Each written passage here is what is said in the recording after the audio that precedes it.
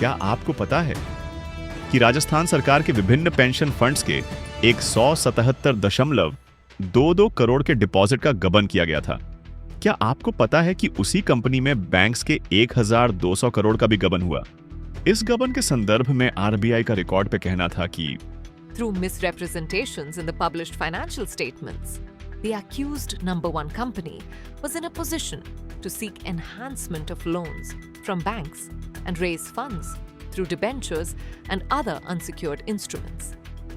By perpetrating these false statements, misrepresentations, the accused number one company managed to obtain good rating from credit rating companies on the basis of which it solicited subordinated debt, unsecured debentures from gullible investors like Rajasthan Rajya Vidyut Karamchari Trust, amounts invested from superannuation gratuity, GPF, CPF and PMCF trust accounts, United India Insurance, Employees, Pension Fund, Accountant General's Office, Employees Cooperative Bank Limited, to name a few, and many other companies,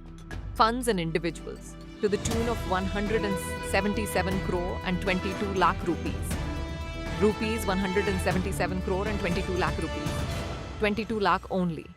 Between April 1st, 2012 and September 30th, 2013. The entire amount of 177.22 crore rupees remain outstanding as on September 30th, 2013 and are yet to be repaid. तत्पश्चात इस संदर्भ में FIR संख्या 144/2015 PS Jyotinagar Jaipur में दर्ज कराई गई, जिसमें निम्न आरोप लगाए गए। यह कि उक्त तथ्यों एवं परिस्थितियों से यह स्पष्ट है कि पिछले करीब 20 सालों से ज्यादा समय से कंपनी की अकाउंट बुक्स एवं वार्षिक प्रतिवेदनों में कंपनी के कार्यकलापों एवं आर्थिक स्थिति का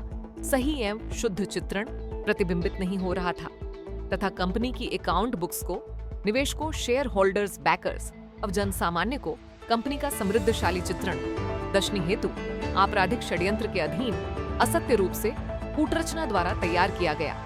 करवाया गया तथा जन सामान्य की प्रवेशित किया जाकर निवेश हेतु उत्प्रेरित किया गया। 16 यह कि उक्त तथ्यों एवं परिस्थितियों से यह भी स्पष्ट है कि आंतरिक एवं बाह्य अंकेक्षकों अभियुक्त संख्या 17 लगायत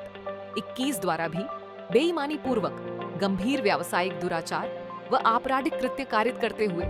उक्त आपराधिक षड्यंत्रों व कृत्यों में सक्रिय भागीदारी रखते हुए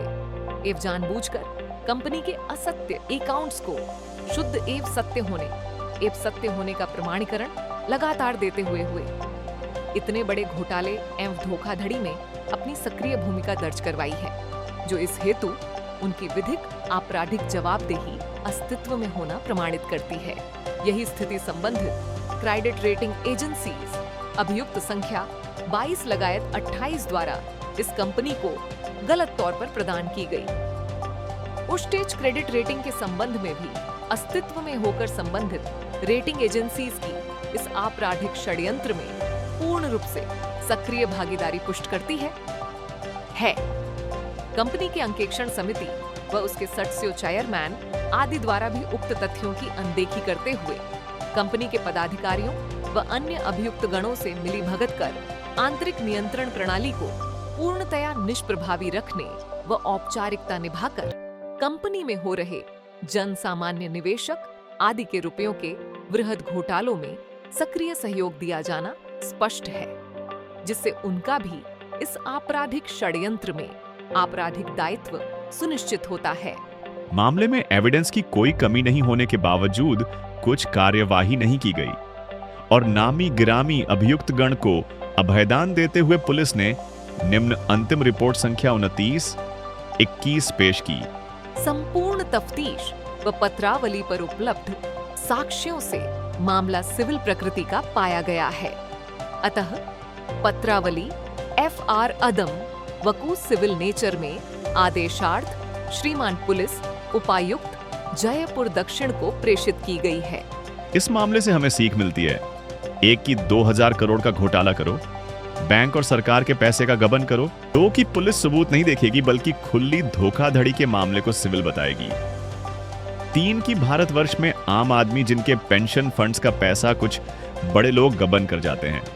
उन्हें न्याय कभी नहीं मिलेगा और अभियुक्त की रक्षा स्वयं सरकार करेगी।